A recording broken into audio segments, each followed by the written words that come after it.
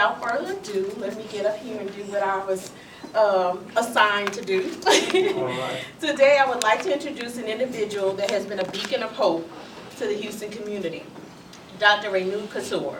She is an extraordinary woman.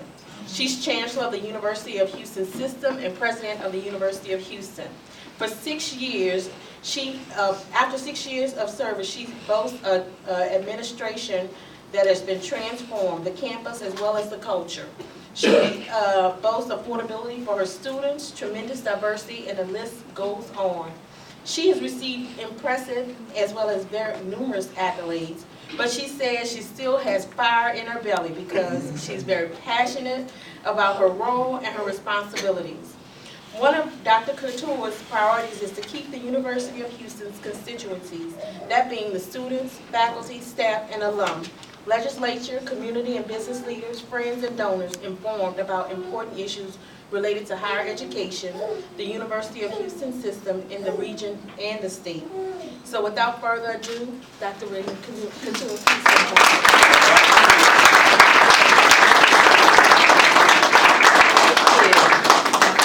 Thank you for that very generous introduction, and good afternoon, everyone. Reverend Smith, thank you for having me here. Thank you all for taking your time to be here. You know, I feel very honored, very humbled to be here, just for a very simple reason, that Reverend Smith inspires me. And this organization, where I've been here before, and I have been at one of the dinner honor galas, you inspire me. And you know, it is by learning from others that you realize that what you have done may have made a dent, but very small dent. There is so much more to do, and there are so many more partners here. You know, I stand here today, and I can take all the credit, and sometimes I say that's okay because, you know, I end up getting all the blames also. But the fact is, the people who make it happen are really making it happen on the campus.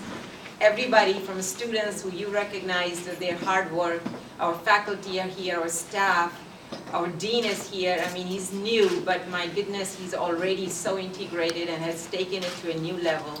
And then, of course, my very favorite person, Vice President Alvin Lee. If I have any issue on campus regarding any other issue also, or any area, I just go to Dr. Lee, and I say, you know everything, just help me. But, you know, we are here, basically. Of course, I can stand here for 2 hours and tell you all the things about Change Happens, because what I learned that day at the dinner just got my curiosity going. And since then, I've been keeping track of what you do and how this neighborhood is being transformed by you and by the work of everybody who's here.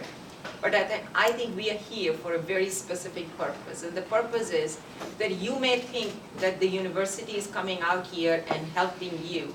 The fact is, you are helping and building this university. If you weren't there, we would not have a place for learning, for being inspired. Our students can come here. You have welcomed them with open arms. You have given them an opportunity to see life, you know, firsthand, to be able to take gratitude in their heart. When kids come to campus, they bring a kind of vitality and hope that we don't get otherwise. We love having kids from here because they, I know, are the ones who will come to us few years down the road, cougars, and they are going to then leave from the campus even more proud cougars. And I just want this university to be a place that you can be proud of, that we are a good neighbor. And with all of this, as we were talking to Dr. Lee, I said, have we gone out in the community and have we really thanked our partners? That thank you for doing what you do for us, for giving us the richness, for giving us the learning experience, for inspiring our students, and for inspiring me. And Dr. Lee said, we haven't done anything in a formal way. So I said, well, this is the time that we are going to start a new award, and that will be an award to show our gratitude. It is all about showing what you are doing for us. And with that thing, we look to see who will receive this award. And the very first person who came to mind, the very first organization that came to mind was Change Happens. Because you truly are making change happen. You're giving us hope and belief that dreams do happen, magic happens. You know, angels exist. You know, people do come out and people do stand with you, and you are that beacon of hope here. This neighborhood is extremely historic, and I'll tell you, when I came here, and I've been here 8 years now, I started my 9th year. And by the way, for some of you, just go Coots, for some of you, you may want to have a very interesting statistics, and that is, I was appointed, and I still am, and I was and I still am, the only woman chancellor Texas has ever had.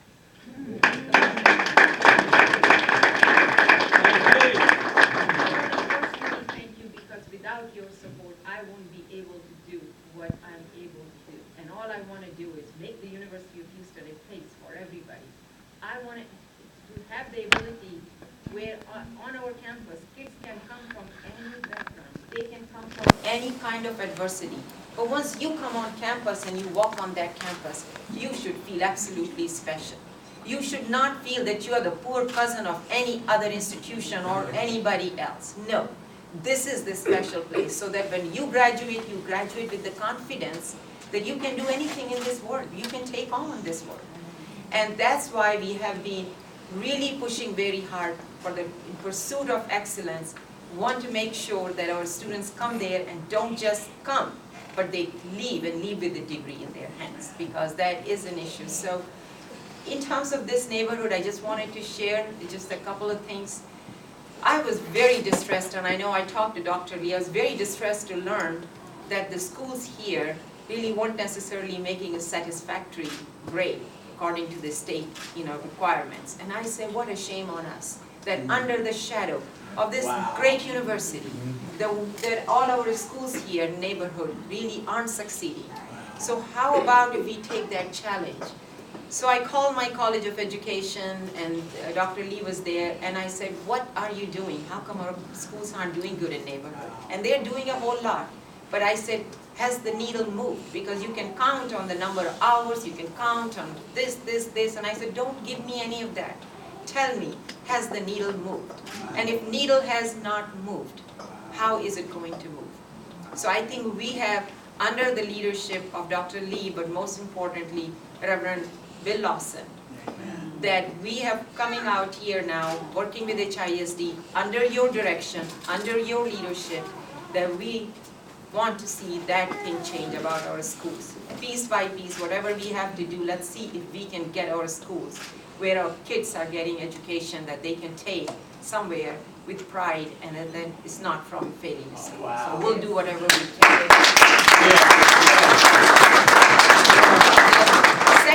Second piece of our neighborhood initiative is the health, because it's not good enough that we have Texas Medical Center a few miles from here, and yet our neighborhood, our communities don't necessarily have access to health care. So we've been working very hard. Our entire focus is to have preventive and primary care trained physicians using very high technology, but serving in community-based clinics. And that is the challenge I gave to the faculty, to the planning dean of higher. I said, we are not here for the badge of honor. We want to do something here that maybe nobody in the country has been able to do, and that is innovate a delivery model for healthcare that is going to really save America for future, because everybody should have access right where they live. Let's see if we are successful, but I'm just sharing with you that that's my second prong, which is healthcare. And within that framework, we are right now working to bring on campus clinics, federally qualified health clinic. We are working with them, mental health clinic, we are working with them. So we'll have a whole entire outpatient clinic based there, so that we can serve our community in a fuller way than what we are able to do today. Third piece of that is really jobs, because that's so important. And the two-pronged within that job piece is, one, that we want to be able to bring out a small business bureau and see if we can help anybody who wants to start a small business of their own to get all of the support that is needed. Where do you get funding? How do you keep books? And how do you order inventory? Just small little things which I've heard that people would really like to have. And secondly, we can, we were working to see how we can train people. If anybody wants that, so that they have skills, so that they can be those employable skills, so that they can work in TSU, UFH, TMC, because obviously we have plenty of jobs that come out, and it's not good enough for us to say that, well, you just didn't have skills. Well, the question is, why didn't you have skills? Can we do anything better at that stage? I just wanted you to know that Dr. Lee, I went to him and I said, Dr. Lee, it's time now that you help leave your legacy and leave my legacy. Let's figure it out. What is it that we can do in the neighborhood that moves the needle? So I just want you to know we're pushing, but we will need your help. You are our partners, and you are the one we come here with folded hands to say thank you. Thank you for everything you do for us.